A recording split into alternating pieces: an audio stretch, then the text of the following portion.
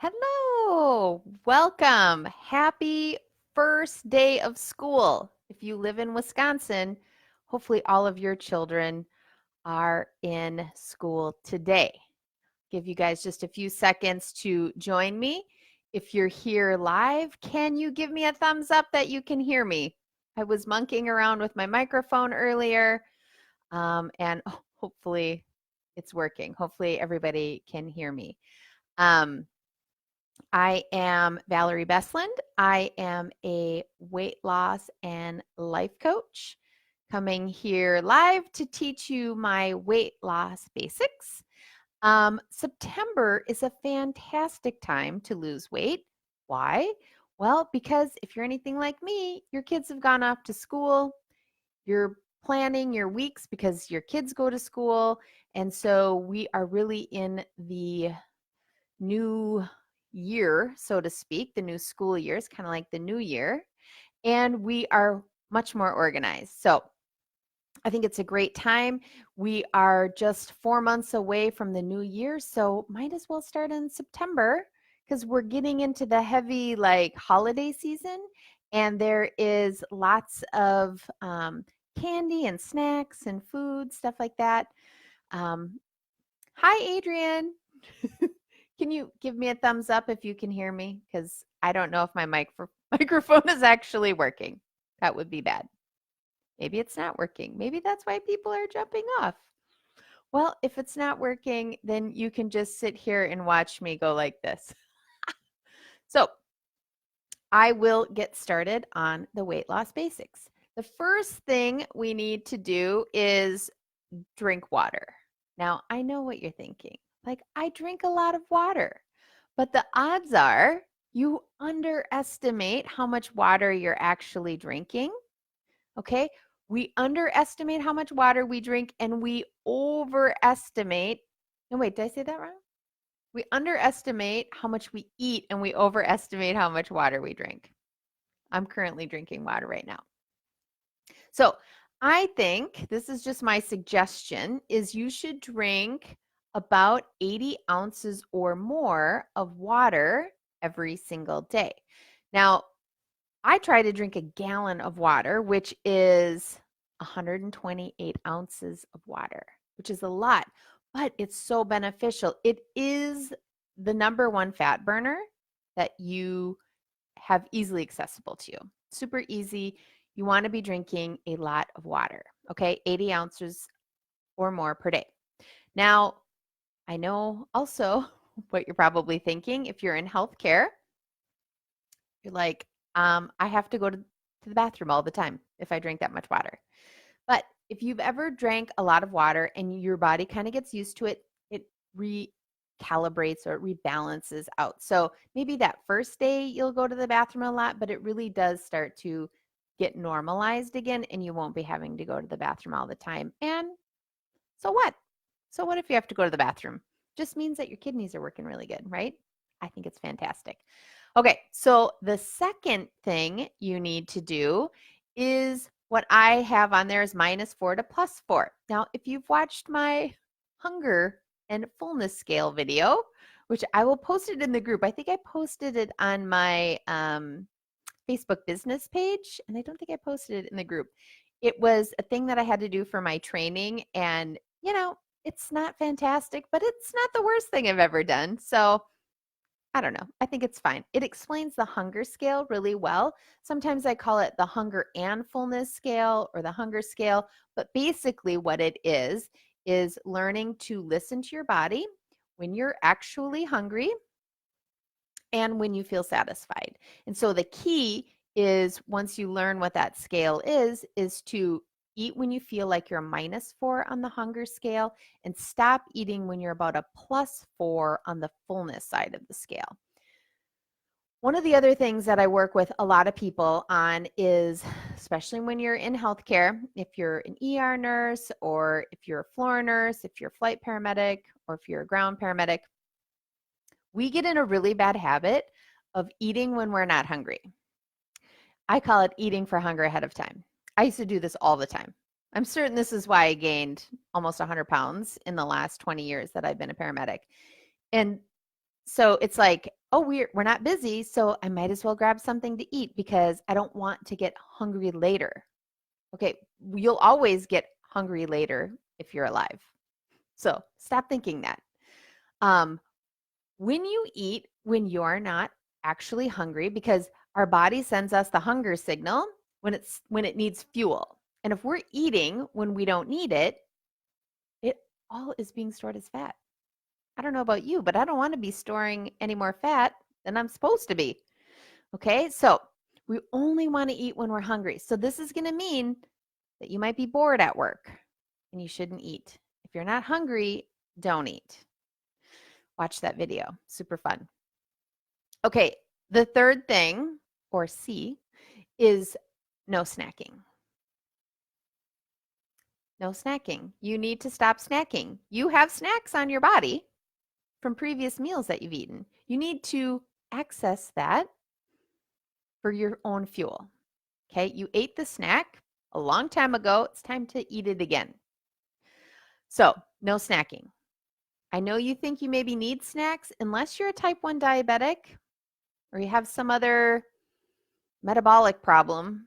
You don't need snacks. As I like to say all the time, is snacks are fertilizer for a fat ass.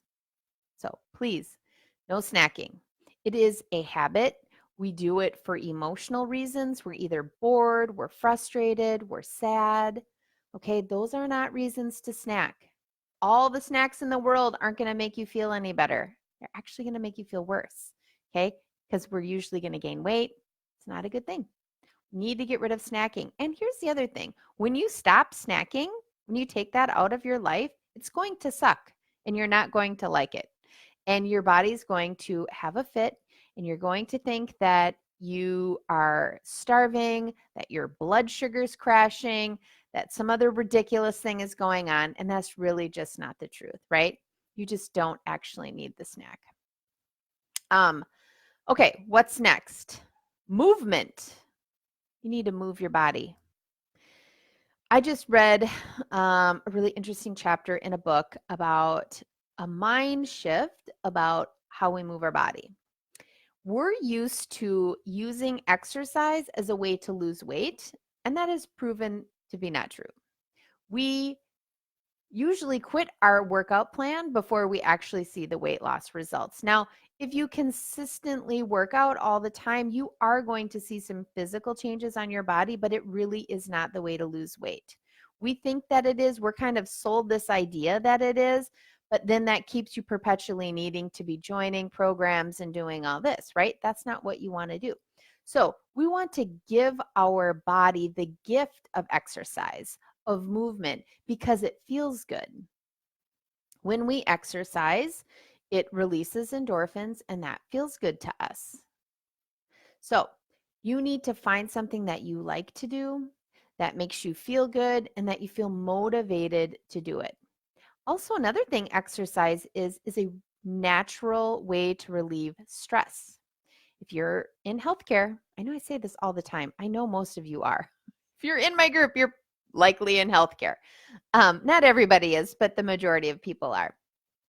We have a lot of stress, okay? And we do not know how to properly manage that stress.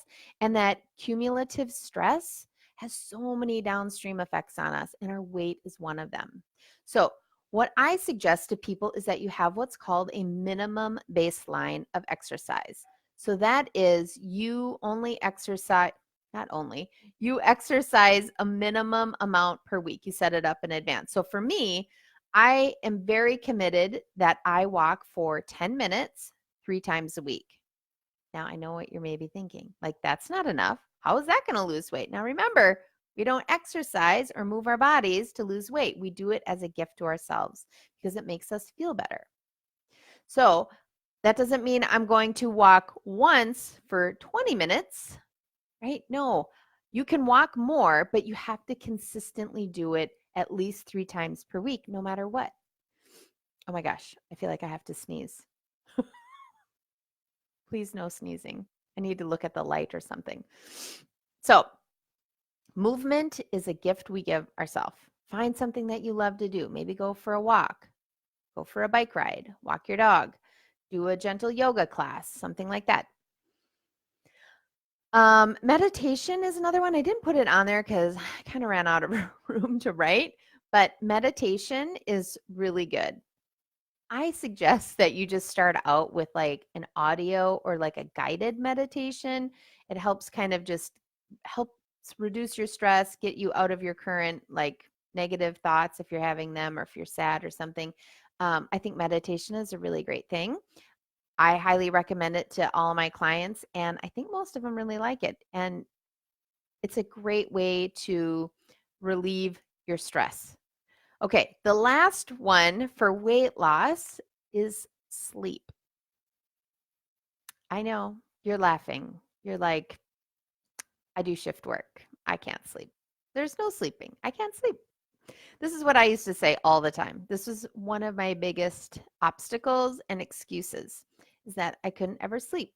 Now, studies have shown that the most amount of fat burning occurs while we're sleeping when it's between 8 and 8.5 hours.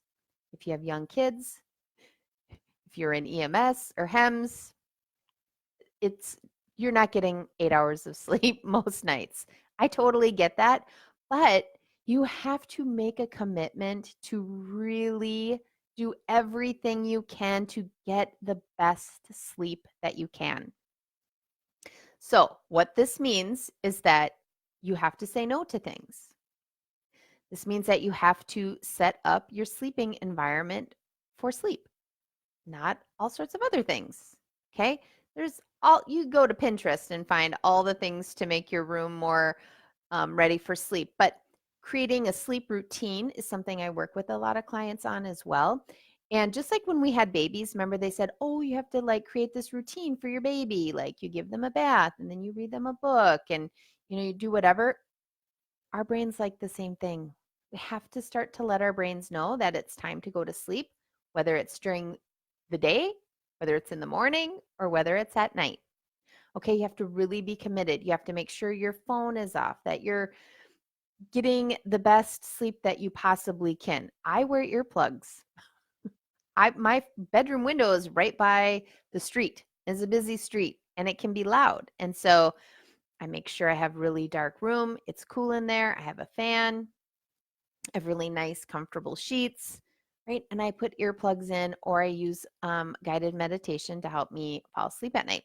The other thing that you can do is take one of the natural supplements that help with sleep, not when you are sleeping. If you have to rest at work, I don't recommend it then, but when you have a couple days off or even a day off, taking melatonin is amazing. I feel like it's completely changed my life because I never got very good sleep before, and now that I consistently take it, and there's lots of different brands and lots of different things that have other things in it. Doc Parsley's is a fantastic sleep aid.